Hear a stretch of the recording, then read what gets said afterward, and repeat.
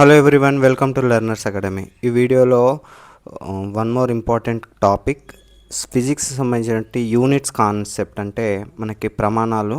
Okay, ఇందులోకి వెళ్ళి మీరు ఏ జనరల్ స్టడీస్ క్వశ్చన్ పేపర్ చూసినా అందులో ఒక క్వశ్చన్ ఇది నార్మల్గా ఉంటుందండి. ఎస్పెషల్లీ ఇంకా ఆర్ఆర్బి, గ్రూప్ డి కానీ ఎన్టీపీసీ ఇలాంటి ఎగ్జామ్స్ ప్రిపేర్ అయ్యే వారికి ఇది చాలా యూస్ఫుల్ అవుతుంది. Okay, now coming to the topic physical quantities. So అంటే మనకి యూనిట్స్ ఏంటి అంటే ఇక్కడ మనకు జనరల్గా మనకు తెలుసు కదండి.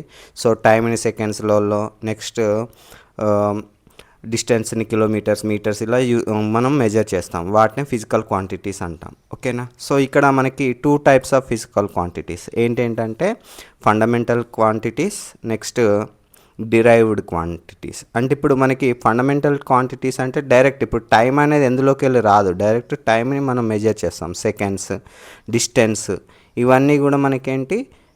ఓకే, సో ఇవన్నీ కూడా ఫండమెంటల్ క్వాంటిటీస్ అండి. Okay, total number of fundamental quantities ఎన్ని అంటే 7 అండి. Okay, total number of fundamental quantities 7 ఉంటాయి. ఓకే, నెక్స్ట్ డిరైవ్డ్ క్వాంటిటీస్ అంటే ఏంటంటే ఈ ఫండమెంటల్ క్వాంటిటీస్లోకి వెళ్ళి వీటిని మనం డిరైవ్ చేస్తాం. అంటే ఫర్ ఎగ్జాంపుల్ వెలాసిటీ ఉంది. సో వెలాసిటీ అంటే so next distance by so speed ఉందనుకోండి. స్పీడ్ అంటే ఏంటి, డిస్టెన్స్ బై టైం కదండి. సో ఇక్కడ స్పీడ్ అనేది డిరైవ్డ్ క్వాంటిటీ. అంటే ఇది ఎందులోకి వెళ్ళి వచ్చింది, ఇది combination of distance and time. So ఇలా వీటిని ఏమంటామంటే మనకి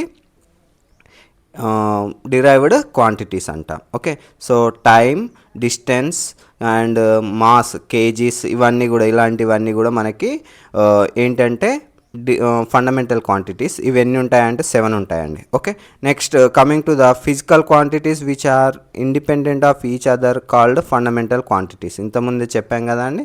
సో ఇవి దేని మీద, టైమ్, డిస్టెన్స్ దేని మీద డిపెండ్ అవ్వవు. కాకపోతే స్పీడ్ అనేది డిస్టెన్స్ అండ్ టైం మీద డిపెండ్ అవుతుంది కాబట్టి ఇది డిరైవ్డ్ అన్నట్టు. సో ఎగ్జాంపుల్ ఏంటి, లెంత్, మాస్, టైం ఇలా మనకి టోటల్ 7 ఉంటాయి. ఓకే, నెక్స్ట్ తర్వాత ఇంకోటి ఏంటి, physical quantities which are combined with the help of fundamental quantities. ఈ 7 యూజ్ చేసుకొని మనకు వచ్చేటి అన్నీ కూడా ఫోర్స్, ఎనర్జీ, స్పీడ్ ఇవన్నీ కూడా మనకేంటి డిరైవ్డ్ క్వాంటిటీస్. ఓకే, సో ఇక్కడ మనకి తర్వాత ఇక్కడ మీకు క్వాంటిటీస్ అండ్ యూనిట్స్ ఇవ్వడం జరిగిందండి. ఓకే, సో ఇవి చాలా ఇంపార్టెంట్.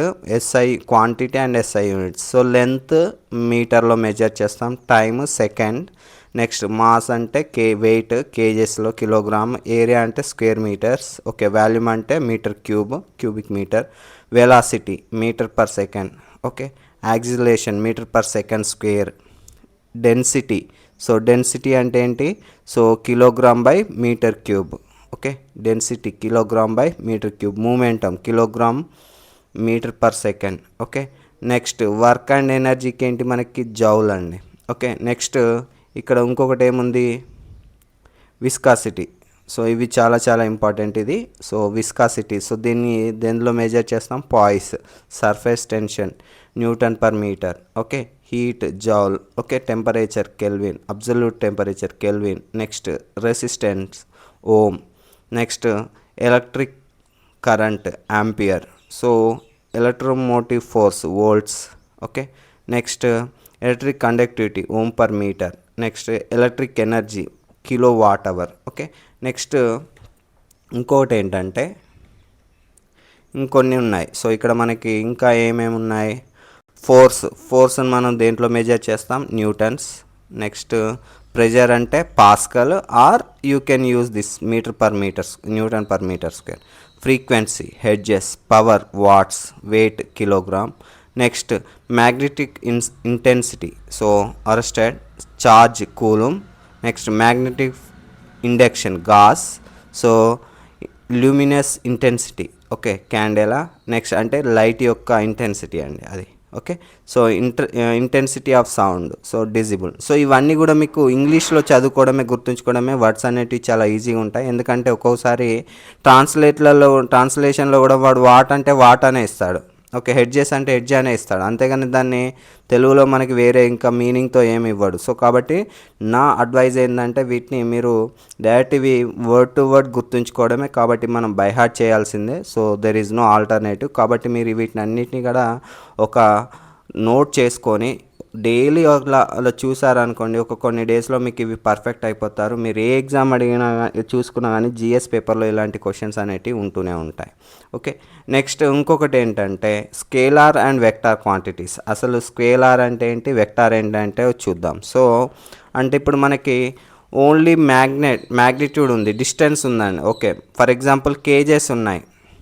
సో దీన్ని ఎంత కేజెస్ ఉన్నాయని చెప్తాము. సో అంతేగాని దాన్ని ఈ డైరెక్షన్లో ఆ డైరెక్షన్లో అని చెప్పాం కదా. ఇప్పుడు ఫర్ ఎగ్జాంపుల్ ఫోర్స్ ఉంది.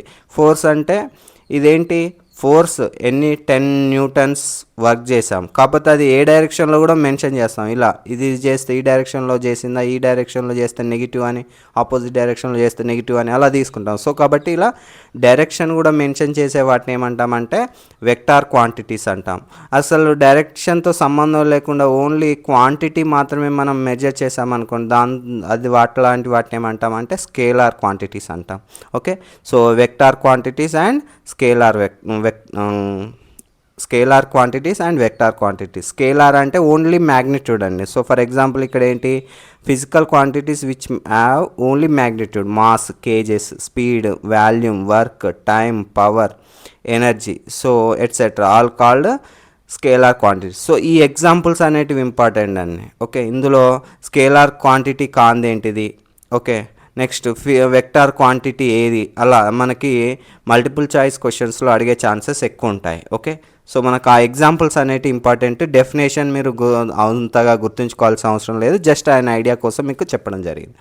Okay, next physical quantities which have magnitude and direction both. Magnitude ఉంటుంది, డైరెక్షన్ ఉంటుంది. ఇంతకుముందే చెప్పాను కదా ఫోర్స్ అండి. ఫోర్స్కి మీరు తీసుకుంటే ఆ ఏ డైరెక్షన్లో ఫోర్స్ అప్లై, ఇప్పుడు ఇది ఒక ఆబ్జెక్ట్, ఈ డైరెక్షన్లో అప్లై చేస్తున్నారా, ఈ డైరెక్షన్లో అప్లై చేస్తున్నారా, ఈ డైరెక్షన్లో అప్లై చేస్తున్నారా, అది కూడా ఇంపార్టెంట్ అండి.